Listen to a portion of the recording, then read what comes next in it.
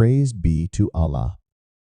In Islamic teachings, the general rule is that things and creatures are pure, Tahir, unless there is clear Shar'i evidence indicating they are impure, Najis.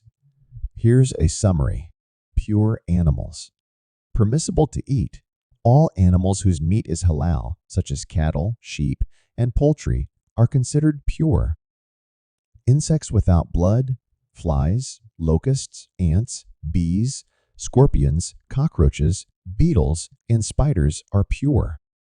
Common household animals, cats, donkeys, and mules are pure due to their frequent interaction with humans.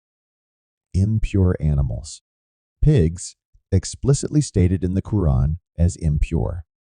Dogs, the Prophet, peace be upon him, instructed that vessels licked by dogs should be washed 7 times, indicating impurity.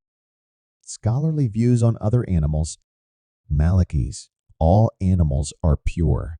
Hanafis, all animals except pigs are pure. Shafis, only dogs and pigs are impure. Hanbalis, dogs, pigs, and predators, both animals and birds, are impure. The consensus is that animals whose meat is permissible are pure. The impurity of other animals, like predators and birds of prey, varies among scholars. Predators, such as lions, tigers, and wolves, are generally considered impure by some schools, but there is a strong opinion favoring their purity to avoid hardship.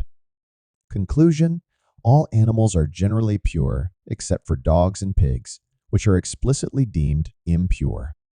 And Allah knows best.